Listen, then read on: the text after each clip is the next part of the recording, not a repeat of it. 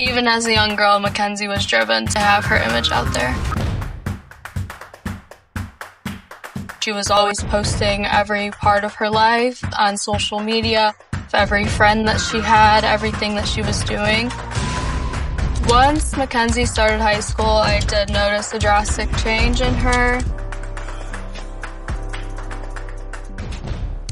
And she dressed like she was going to apply for a job in a strip club almost.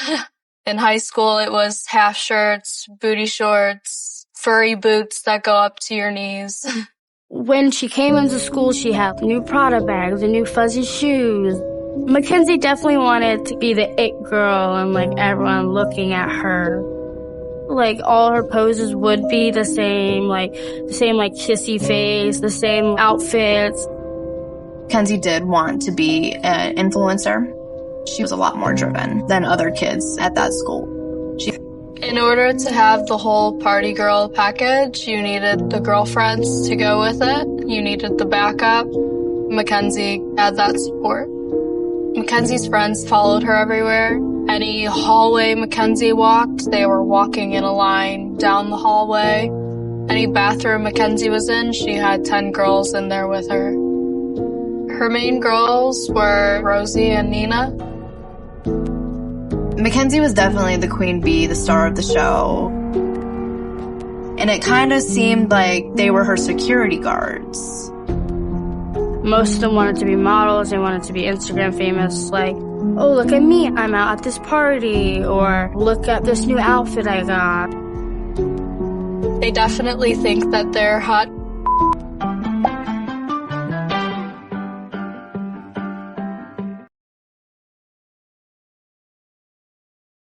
On February 9th, 2018, a fight between two juvenile girls took place at 13200 Pearl Ard Center Middle School.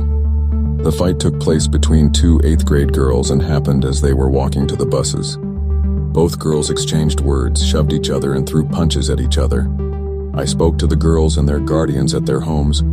They were advised the school would handle the discipline for this and that it would be best if they did not have any communication with each other. Redacted and Mackenzie Shirilla have been friends on and off for several years. They got into an argument during lunch, which carried on to after school on their way to the buses. They exchanged words, shoved each other, and threw a few punches at each other. I spoke to both parties at their residences. Neither had visible injuries and both were advised to stay away from each other and not to post anything on social media about each other. Mackenzie's father, Stephen, was concerned because Redacted's older sister, who is 1 year older than Mackenzie, and Redacted came to his house wanting to fight Mackenzie after the initial incident. Stephen was also extremely upset that the girl's grandfather, Ray Martinez, brought to the house. I asked Ray why he brought Redacted to the house, and he said he thought Redacted was at the house actively fighting Mackenzie, so he went there to retrieve Redacted. Ray stated that he and Redacted received bad information about where the altercation took place. They thought it was on Walnut Creek and not at the school. Stephen asked that all the parties were advised to stay off his property. I relayed this information to Ray, Redacted, and Redacted. On Friday, October 19, 2018, Pale Pientka responded to 19106 Westfield Ellen for a report of school bullying menacing. The complainant, Mahia Mohammed, stated that her daughter was physically threatened while at Strongsville High School by several students. She stated that she is fearful for the safety of her daughter. Mrs. Mohammed stated that this incident was told to her by her daughter after school, and that she wishes a report to be made. In third period class, Mackenzie told Redacted to give her a Dorito chip. When Redacted refused, Mackenzie called her a bitch and threatened to beat her up. She also stated last year Mackenzie posted a picture of her forehead with a caption calling her forehead big. Redacted stated a friend, who used to be friends with Mackenzie but is no longer because Mackenzie kept getting in trouble at school, informed her Mackenzie tried to post this forehead picture again today. Redacted stated she did report this to the guidance counselor. At the end of school, Redacted was surrounded by a group of Mackenzie's friends that were threatening to beat her up, while Mackenzie stood behind them. She was pushed into the locked by Redacted, but refused to fight and pushed her way past them and left for the bus. I went to the Shirilla residence and spoke with Mackenzie and her mother. Mackenzie denied calling her a bitch, but said she did tell her friends she was being threatened and her friends had her back, Mackenzie said her friends did surround redacted at the locker, but she did not tell them to do this and just stood nearby to see what was going on. Mackenzie also denied posting the photo on Instagram and said it was her friend that took her phone and posted it. Here are some more accounts of Mackenzie's mean girl ways and bullying.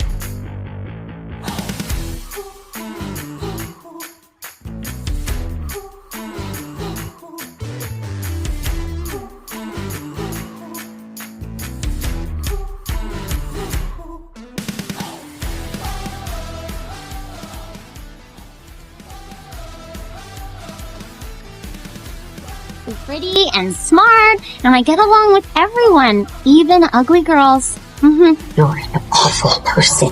Maybe, but I'm rich and I'm pretty, so it doesn't really matter. Shiva Serpentine Makala. Having no friends to take pictures with. On me, on my. I share. I wanna make. But who doesn't like the most popular girl in school? It turns out, almost everyone. Kenzie's change in high school was very drastic. Kenzie's personality shifted to kind of a darkness. She was very mean and just aggressive. It was a very toxic environment to just even be around her. In reality, Mackenzie was just the meanest girl in school and just tore everybody down with her. When you saw Mackenzie coming down the hallway, it's best to just get out of the way because you don't want the confrontation. Mackenzie was popular, but for the wrong reasons. She wasn't a nice popular, she was like the mean popular. If she was having a bad day, everyone was having a bad day. And Mackenzie didn't just make enemies. She kept a list. As investigators dig deeper into who Mackenzie is, they find that she has this list with a friend that is their bitch list. It's a very malicious list of people that they don't like and whatever they did to the person or what they want to do to this person too. It's very malicious. Me and Kenzie had a falling out and she spread lies about it and put me on social media and called me names. It was very frustrating. I've had my fair share of almost fighting Kenzie. I know I'd be on that list. Mackenzie wanted Strongsville High School to be played out like Mean Girls. She was Regina George and everybody else were little peasants. She will burn your world down. She will come after you until you have nothing left to give. All of the people that Mackenzie hurt, they want revenge. The following is a heartbreaking story of a classmate who was cruelly bullied by Mackenzie. Understandably, she wishes to remain anonymous.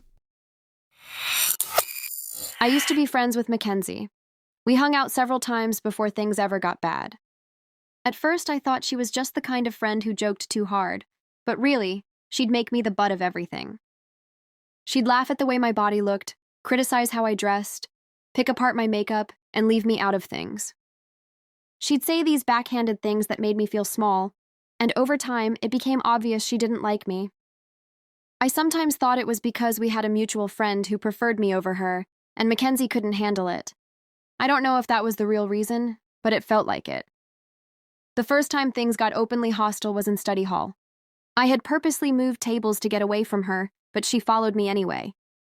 She sat down with us and out of nowhere said loudly to a guy nearby, "You know what would be funny? If I just started beating Anonymous's ass right now?" She laughed like it was a joke, but it wasn't funny. I just kept talking with my friend like I didn't hear it, trying to act normal. That became my coping mechanism. Stay quiet, pretend it doesn't bother me, and wait until I could leave. Once Mackenzie hated me, it felt like everyone else had to hate me too. She had a following, and when she did not like someone, all of them turned against that person as well. That meant I had to look out for nearly 10 people every day. They would shoulder check me in the hallways, block me from using the bathroom, and throw comments at me daily. I had friends of hers join my table just to make me feel uncomfortable, asking things like, "What are you even doing here?" Until I ended up having a full-blown panic attack in the library, gasping for air in front of everyone. I ditched that period in the bathroom after that. Her friends threatened to fight me, one of them on my actual birthday. I still have Snapchats from that time of me crying at home because I was too scared to go to school. I had instances of people calling me, warning me to watch out, because people were waiting to jump me on my way to my car. Once, her group even chased me through the school until I had to run and hide inside classrooms. I also was left out of a lot of stuff because some friends I had still remained friends with Mackenzie and her people. Mackenzie would get in my face, call me a leech, a slut, a whore, a bitch, and a runt. She accused me of things I never did. Once, she even said I poured water on her clothes in her locker. I didn't even know where her locker was. Sitting in the office being called a leech and a runt for something I had nothing to do with was humiliating. There were times when I'd be walking alone in the hallway with my headphones in. I'd turn the volume down whenever I passed her, just to hear what she might say this time. Almost every time it was something, "Oh," or "Why is she wearing pajamas?" Eventually, I stopped turning the volume down for my own sanity. It got so bad that I begged school administrators to let me leave class 5 minutes late so I could avoid her. I memorized her routes and the bathrooms she used, and I built my whole day around trying not to cross paths with her. They gave me a card I could show my teachers if I needed to leave class because of anxiety. I still have that card, but it didn't feel like help. It really just felt like a reminder that I couldn't even exist at school without accommodations for someone else's cruelty. Even when I went home, it didn't feel like I had anywhere safe to land. The friends I did have didn't want to get involved. Some even told me I was the problem, because it was too big of a problem for it not to be you, they said. Meanwhile, my grades tanked because I was too depressed to focus. My parents were angry with me for failing. I had a horrible relationship with them because of it. They fought constantly and blamed all of their fighting on me because I was failing. It felt like I was a burden at school and at home. Because of Kenzie, I failed so many classes that I had to go to summer school. She was there too, of course. She sat with her friends and recorded me, laughing at me, and her friends joined in, telling me they didn't like me, making sure I felt it. The whole reason I was in summer school was because of the depression she caused, and now I had to sit here with her, making me miserable all over again. Eventually, I just stopped going. I didn't care anymore. My appetite was gone anyway. I couldn't even eat from how depressed I was. There were times I tried to take control, even if only for a moment. Once, I completely rebranded myself, changed my hair, bought new clothes, and started wearing full faces of makeup every day, and got a new backpack. I wanted to leave the old me behind, like I was killing her off, just so I could walk the halls without feeling like I had a target on my back. I was tired of leaving class 5 minutes late just to look out for my bullies. For a few days it worked. I felt invisible, like maybe I could finally breathe, but it didn't last. Underneath the new look, I was still me, and Mackenzie and her friends still found me. Shortly after, I had to return to my old ways and went back to eating lunch in the school bathroom and leaving class 5 minutes late. I took a lot of photos of me eating my food and crying in that bathroom in my Snap memories. The intimidation was constant. One time in the library, Mackenzie came up to me with a group of big, intimidating girls behind her. She puffed her chest out, stood right in my face, and started yelling at me like she wanted me to cry or break down. We were chest to chest. I sat there silently. All of her friends stood there too, waiting until she was finished before walking off with her. I cannot even remember what she said to me that day. I think the derealization was so strong that my brain blocked it out. My cortisol was through the roof. All I remember was being terrified, frozen, and confused. There were moments where I thought maybe things would get better. Like when Mackenzie went to Polaris, I thought maybe the storm had passed. But peace never lasted long. I never knew when the next attack would come, and I lived in constant fear of her. It was not just me either. I once had a friend call me, begging for a ride because she was scared of Mackenzie's driving. That was the kind of shadow Mackenzie cast. People were afraid of her, in and out of school. Mackenzie did not just affect my school years. She affected my appetite, my friendships, my reputation, my education, and my family relationships. She made me feel unsafe in bathrooms, unsafe at my own table, unsafe in hallways, unsafe in classrooms, unsafe in summer school, unsafe even walking to my car. She infiltrated every part of my life until I did not recognize myself anymore. And I will be honest, there were times I could not handle it. I self-harmed because of her, and I did not want to continue living because of everything she put me through. Looking back now, I do not even know how I let myself continue living after half the stuff that happened. There is also a lot more she did that I cannot even share here because I never reported those things as crimes. I was too scared. To end this on a better note, I graduated. I have some nice friends, and my life has gotten immensely better. I struggle with flashbacks and nightmares about her to this day, but I will take those over having to do it all over again any day.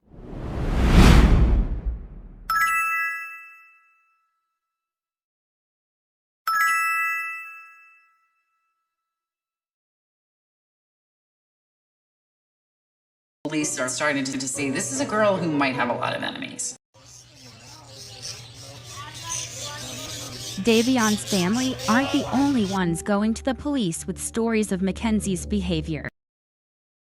I'd say the trouble started when Mackenzie had first moved in, like, full-time to Dom's house.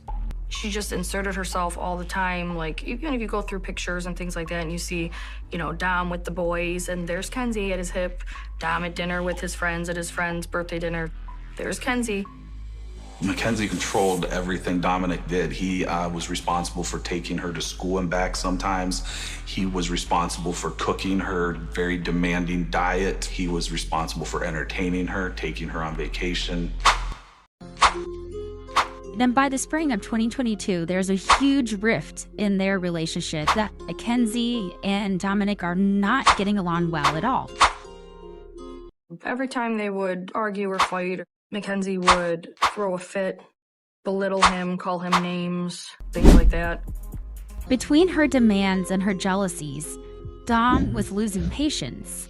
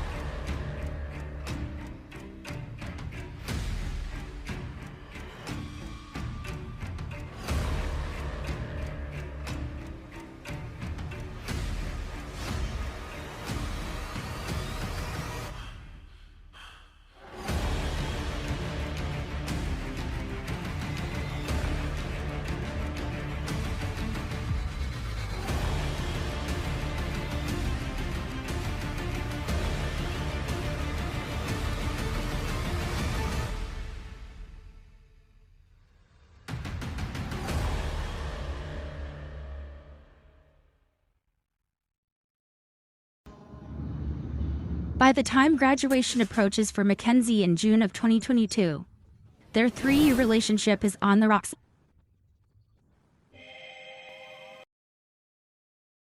Getting money now. Swim through the water.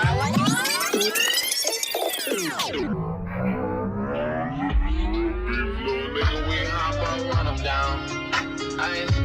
I feel this sunny house.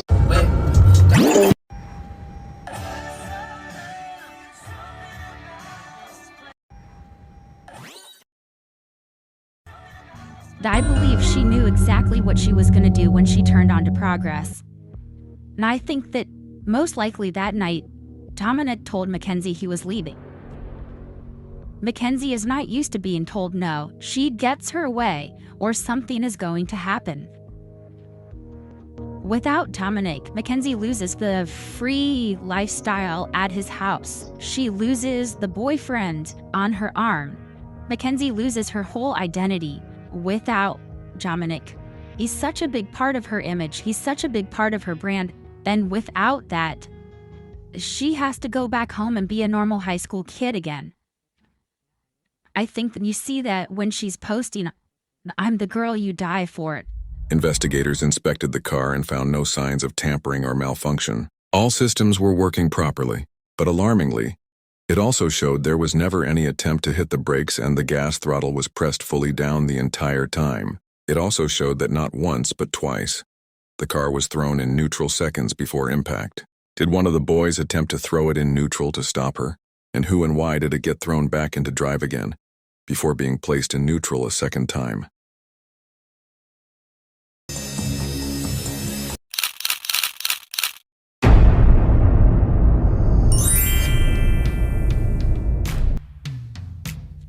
There's nothing wrong with having a little bit of fun, but my oh my, how Mackenzie's moved on.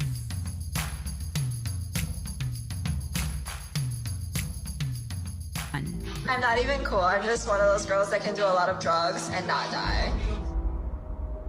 I mean, there's no one who can rationalize why a person would post something like that. But the most shocking thing was that Halloween video. It's now 3 months after the crash, and it's Halloween. And Mackenzie posts a video. It looks like she's dancing in a hotel room with a couple of her friends. And they jump from dancing to them in costumes dressed as corpses. And the reaction was just, it went wild.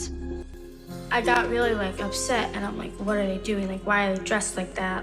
So I went to my parents. Divine was a little detective. She was getting a lot of information that we were able to share with the police. We were just absolutely blown away by the sheer audacity, the sheer lack of empathy that those pictures entailed. Show some remorse. Put down your phone for 5 minutes and grieve.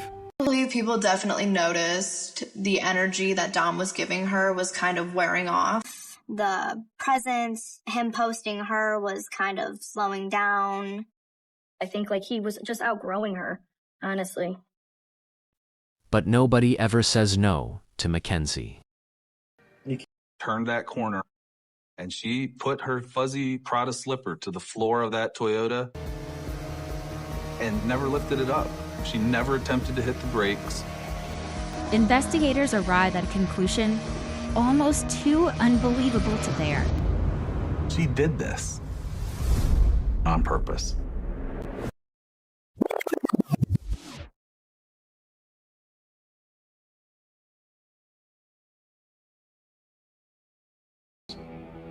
The detectives struggled to believe it because they couldn't comprehend that somebody could do this, and survive, but do it intentionally. But there was no other possible explanation. Nobody leaves her. The Devil Wears Prada. I covered Mackenzie's trial, and what stood out to me is to look at how she showed up at trial. All demure and young and innocent looking. No makeup on her face, and her hair just brushed straight down. Very different from the image that she had put out there for the world.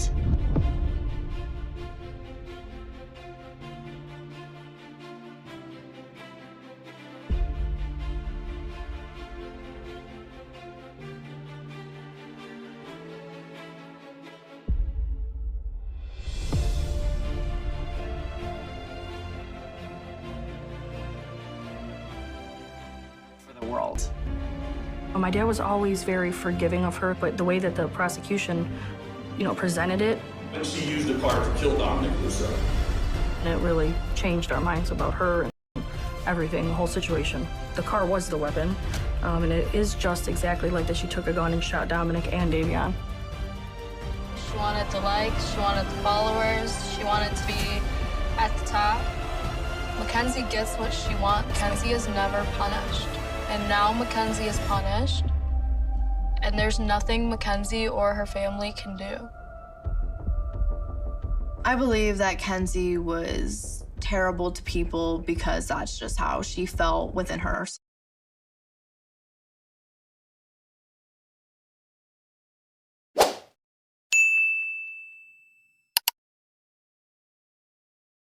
Nobody leaves her. The Devil Wears Prada.